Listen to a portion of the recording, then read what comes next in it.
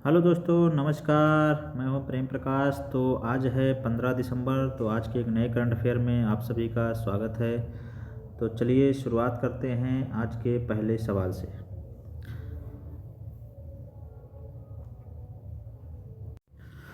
तो आज का पहला तो सवाल शुरू करने से पहले हम थोड़ी जानकारी आप लोगों को देते हैं अपने क्लास से संबंधित।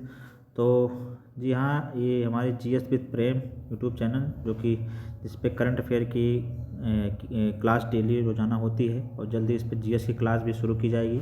यह जो हमारा चैनल है, इस पे सभी देश विदेश तथा यूपी स्पेशल से संबंधित तमाम फैक्ट को क्लियर किया जाता है। यहाँ पे सभी सवालों को डिस्कस किया जाता है।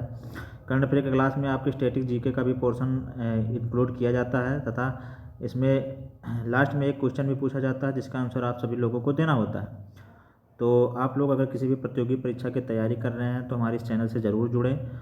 निश्चित ही आप लोगों को सफलता मिलेगी। इस चैनल से हमारे नोट्स आप लोग बनाएं और यहाँ पर अपने दोस्तों में भी इसे शेयर करें ताकि ज़्यादा से ज़्यादा लोग इसका लाभ उठा सकें। तो आप लोगों से गुजारिश है कि आप लोग हमारे इस चैनल को सब्सक्राइब कर लें तथा बेल आइकन को भी दबा लें ताकि हमारी इस क्लास की नोटिफिकेशन आप लोगों को मिलती रहे और ज़्यादा से ज़्यादा से लोगों को शेयर करें। क्योंकि ये किसी भी परीक्षा में करंट अफेयर का जो रोल होता है बहुत ही अहम होता है और यहाँ पर वही करंट अफेयर डिस्कस किए जाते हैं जो हमारे एग्ज़ाम के दृष्टिकोण से काफ़ी महत्वपूर्ण होते हैं। तो हमारे इस चैनल को आप लोग सब्सक्राइब कर लें। तो चलिए शुरुआत करते हैं बिना देर करते हुए आज के पहले सवाल से। तो आज का पहला सवाल हम लोग देखेंगे कि केंद्र सरकार ने हाल ही में किस योजना का नाम बदल दिया। जी हाँ, अभी केंद्र सरकार ने हाल ही में ये एक योजना का नाम बदला है। तो आइए इसके बारे में पढ़ते हैं हम लोग। केंद्र सरकार ने हाल ही में किस योजना का नाम बदल दिया है, इसके ऑप्शन देख लेते हैं। Option number A MNREGA, option number B PM Kisan Samman Nidhi, option C PM वय वंदन योजना, ऑप्शन डी आयुष्मान योजना। तो इसका राइट आंसर होगा ऑप्शन नंबर ए मनरेगा योजना। जी हाँ, मनरेगा का नाम अभी हाल ही में केंद्र सरकार के द्वारा बदल दिया गया है। आइए इसके बारे में हम लोग व्याख्या में सही तरीके से जानते हैं। इसकी व्याख्या देखेंगे। केंद्र सरकार ने ग्रामीण रोजगार से जुड़ी देश की सबसे बड़ी योजना, जी हाँ, यह मनरेगा जो है केंद्र सरकार की सबसे बड़ी योजना मनरेगा को नया रूप देने का फैसला कर लिया है। प्रधानमंत्री नरेंद्र मोदी की अध्यक्षता में केंद्रीय मंत्रिमंडल की बैठक में महात्मा गांधी राष्ट्रीय ग्रामीण रोजगार गारंटी अधिनियम का नाम बदलने वाला बिल मंजूर किया गया है। सरकार का कहना है कि यह बदलाव ग्रामीण रोजगार और विकास को नई दिशा देने के लिए किया जा रहा है। रिपोर्ट के मुताबिक इस योजना का नाम अब पूज्य बापू ग्रामीण रोजगार योजना कर दिया गया है। जी हाँ, इसे आप लोग याद रखेंगे। इसका नाम नया क्या कर दिया गया है, पूज्य बापू ग्रामीण रोजगार योजना कर दिया गया है। इसके तहत काम के दिनों की संख्या भी 100 से बढ़ाकर 125 दिन कर दी गई है। जी हाँ, पहले इसमें एक साल में 100 दिन के रोजगार को पक्का माना जाता था, अब यह 125 दिन बढ़कर 125 दिन की हो गई है। मनरेगा या नरेगा का मकसद ग्रामीण इलाकों में परिवारों को आजीविका सुरक्षा बढ़ाना है। इसके तहत एक पात्र परिवार को एक वित्त वर्ष में कम से कम 100 दिनों के रोजगार की गारंटी दी जाती थी। इस योजना को 2005 में लागू किया गया था, राष्ट्रीय ग्रामीण रोजगार गारंटी अधिनियम 2005 के तहत, जिसका नाम 2009 में बदलकर महात्मा गांधी मनरेगा राष्ट्रीय ग्रामीण रोजगार गारंटी अधिनियम के रूप में बदल दिया गया। यह एक श्रम कानून और सामाजिक सुरक्षा उपाय है जिसका उद्देश्य काम के अधिकार की गारंटी देना है। इसका उद्देश्य ग्रामीण क्षेत्रों में आजीविका सुरक्षा को बढ़ाना है। तो यहाँ पर हम लोगों ने मनरेगा के बारे में जान लिया कि यह जो मनरेगा की योजना है 2005 में नरेगा के नाम से स्टार्ट हुआ था, फिर इस 2009 में इसे मनरेगा कर दिया गया और अब इसे पूज्य बापू ग्रामीण रोजगार योजना कर दिया गया है। और पहले इसमें 100 दिनों का रोजगार एक साल में एक वित्त वर्ष में पक्का होता था, अब ऐसे बढ़ाकर 125 दिन कर दिया गया है। तो यहाँ पर हम लोग इतना फैक्ट याद रखेंगे इसके बारे में। तो पहला क्वेश्चन हम लोगों ने पढ़ लिया। अब चलेंगे आज के दूसरे सवाल पे। दूसरा सवाल हम लोग देखेंगे आज के करंट अफेयर से संबंधित दूसरा सवाल है कि जनगणना 2027 भारत की कौन सी जनगणना होगी। जी हाँ, अभी फ़िलहाल SIR चल रहा है। SIR का काम होने के बाद जनगणना का काम जोरों शोरों पे होगा। जी हाँ, आइए हम लोग जनगणना के बारे में आपको जानकारी देते हैं। तो जनगणना 2027 भारत की कौन सी जनगणना होगी। ऑप्शन नंबर ए 14वीं, ऑप्शन नंबर बी 15वीं, ऑप्शन नंबर सी 16वीं, ऑप्शन नंबर डी 17वीं। तो इसका राइट आंसर होगा ऑप्शन नंबर सी 17वीं। जी हाँ, जनगणना 2027 भारत की 16वीं जनगणना होगी। आइए इसके बारे में विस्तार से जानते हैं हम लोग, अगले स्लाइड पर देखेंगे। प्रधानमंत्री मोदी के नेतृत्व में केंद्रीय मंत्रिमंडल ने भारत की जनगणना 2027 कराने के प्रस्ताव को मंजूरी दे दी है। इस पर कल 11,718.24 करोड़ की लागत आएगी। यह भारत की 16वीं, जी हाँ, यह भारत की 16वीं राष्ट्रीय जनगणना तथा स्वतंत्रता के बाद 8वीं, भारत की 16वीं तथा स्वतंत्रता के बाद 8वीं जनगणना होगी। सबसे खास बात क्या है कि जनगणना 2027 पूरी तरह से डिजिटल होगी। जी हाँ, यह 2027 की सबसे खास बात है कि इस AI के ज़माने में सबसे खास बात यह होगी कि यह पूरी तरह से डिजिटल होगी, जिसमें डाटा संग्रह, भंडारण, साझा करने की प्रक्रिया में बड़ा बदलाव आएगा। इसका उद्देश्य नीति निर्माण के लिए तेज, स्वच्छ और अधिक सुलभ डाटा उपलब्ध कराना है।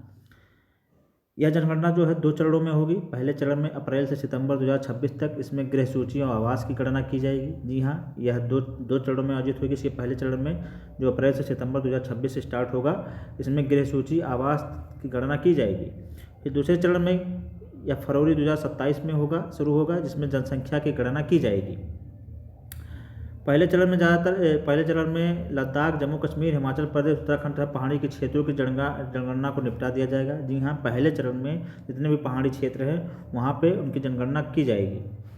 जनगणना के लिए जनगणना अधिनियम 1948 और जनगणना नियम 1990 कानूनी ढांचा प्रदान करता है, और इसमें लगभग 30 लाख कर्मी काम करेंगे तथा 30 सवाल भी इसमें पूछे जाएंगे। जी हाँ, इस बार जनगणना में लगभग 30 सवाल रखे गए हैं, जो कि उनको उनके जो डिजिटल ऐप होगा मिलेगा, वो जनगणना के वाला जो ऐप जारी होगा उसमें 30 सवाल भरने होंगे, पर उनके परिवार से संबंधित, जिसके भी परिवार का जनगणना करना होगा उससे संबंधित होंगे। तो यहाँ पर हम लोगों ने देख लिया कि, और सबसे जनगणना के बारे में थोड़ा जान लेते हैं। भारत की सबसे पहले जनगणना जो है ये हमारी 1872 में लॉर्ड मेयो के शासनकाल में हुई थी, जो शुरुआत हुई थी। उसके बाद पूर्ण रूप से जो 10 साल पे होना स्टार्ट 1881 में शुरू हुआ रिपन के काल से, और तब से हर 10 साल पे जनगणना होती आ रही है। और 2011 की जो जनगणना थी यह हमारी 15वीं जनगणना थी, और स्वतंत्रता भारत की 7वीं जनगणना थी। जी हाँ, इससे पहले 2011 में जनगणना हुआ था, 2021 में होना था, लेकिन उस समय कोरोना का टाइम था तो वहाँ पे नहीं हो पाया था, उसे टाल दिया गया था। तो अब वही जनगणना यहाँ पर 2027 में हमारी होने जा रही है। तो जनगणना से संबंधित हम लोगों ने यहाँ पर देख लिया। और सबसे खास बात इस बार जनगणना में भी है कि इस बार भारत की जनगणना में जाति जनगणना भी कराई जाएगी। जी हाँ, जाति जनगणना, जो कि काफ़ी दिनों बाद 1931 में जाति जनगणना हुई थी, और इस बार जाति जनगणना भी इसमें होने वाली है। तो ये सब फैक्ट हम लोग याद रखेंगे। हम लोगों ने यहाँ पर डिस्कस कर लिया, इतना फैक्ट आप लोग याद रखेंगे। आप चलते हैं आज के तीसरे क्वेश्चन पे। तीसरा क्वेश्चन देखेंगे जो कि इकोनॉमी से संबंधित है। तीसरा क्वेश्चन है कि ADB, एशियन डेवलपमेंट बैंक ने भारत का ग्रोथ रेट बढ़ाकर कितना कर दिया है। इसके ऑप्शन देख लेते हैं। Option number A 6.5%, option number B 6.7%, option number C 7.2%, option number D 7.5%। तो इसका राइट आंसर होगा ऑप्शन नंबर C 7.2%। जी हाँ, एशियन डेवलपमेंट ADB ने भारत का ग्रोथ रेट 7.2% कर दिया। आइए इसकी व्याख्या हम लोग पढ़ेंगे, अगले स्लाइड पे देखेंगे। एशियन डेवलपमेंट बैंक ने अपनी latest report Asian Development Outlook दिसंबर 2025 ग्रोथ रेट में फाइनेंशियल ईयर 2026 के लिए भारत की GDP ग्रोथ रेट के अनुमान को तेज़ी से बढ़ाकर 7.2 कर दिया है। उसके पहले यह अनुमान 6.5 से 70 विशेष बिंदु से ज़्यादा है। ADB के अनुसार भारत मजबूत निजी उपभोग, GST की बढ़ी हुई दक्षता, कृषि उत्पादन तथा नीतिगत सुधारों की निरंतरता में गति कर रहा है। और तो यहाँ हम लोगों ने पढ़ लिया कि ADB जो है वो भारत की जो ग्रोथ रेट है उसको 6.5 से बढ़ाकर 7.2 कर दिया, जिसमें 70 विशेष बिंदु की बढ़ोतरी हुई है। और इससे पहले भी कई रेटिंग एजेंसियों ने भी अपने अपने ग्रोथ रेट में भारत की जो ग्रोथ रेट है उसको बढ़ाया है। तो आप उसे भी थोड़ा पुराने में हमने डिस्कस भी कर चुके हैं, आप लोग उसे पढ़ लेंगे जाके वहाँ पे। यहाँ से भी कभी कभी क्वेश्चन हमारे एग्जाम में डायरेक्ट पूछ लिया जाता है। तो ADB के बारे में हम लोग जानेंगे। ADB का फुल फॉर्म है एशियन डेवलपमेंट बैंक। इसकी स्थापना 1966 में हुआ था। इसका हेडक्वार्टर मनीला, फिलीपींस में है, और इसका जो 67वां मेंबर है ये इजराइल है। तो यहाँ पर हम लोग ADB से संबंधित जो स्टैटिक जीके था हम लोगों ने डिस्कस कर लिया। अब हम लोग चलेंगे आज के अगले क्वेश्चन पे। आज का चौथे क्वेश्चन हम लोग देखेंगे। आज का चौथा क्वेश्चन है कि केंद्रीय मंत्रिमंडल ने किस क्षेत्र में निजी निवेश को मंजूरी दी है। जी हाँ, केंद्रीय मंत्रिमंडल ने किस क्षेत्र में पहली बार निजी निवेश को मंजूरी दी है। जी हाँ, आइए इसके ऑप्शन देख लेते हैं। ऑप्शन नंबर A परमाणु ऊर्जा क्षेत्र, ऑप्शन नंबर B हथियार निर्माण क्षेत्र, ऑप्शन नंबर C बिजली क्षेत्र, ऑप्शन नंबर D कोयला खनन क्षेत्र। तो इसका राइट आंसर होगा ऑप्शन नंबर A परमाणु ऊर्जा क्षेत्र। जी हाँ, परमाणु जो है अभी तक हमारे सरकारी स्वामित्व में होता था, लेकिन इस बार केंद्रीय मंत्रिमंडल ने पहली बार निजी क्षेत्र निवेश को मंजूरी इसमें दी है। आइए इसके बारे में व्याख्या हम लोग पढ़ेंगे विस्तार के रूप से। केंद्रीय मंत्रिमंडल ने परमाणु ऊर्जा विधेयक मंजूरी दे दी है, जो भारत की नागरिक परमाणु ऊर्जा नीति में महत्वपूर्ण बदलाव का संकेत है। इस विधेयक का उद्देश्य मौजूदा कानून में संशोधन कर निजी क्षेत्र की भागीदारी को अनुमति देना है, जो वर्तमान में परमाणु ऊर्जा अधिनियम 1962 के तहत प्रतिबंधित है।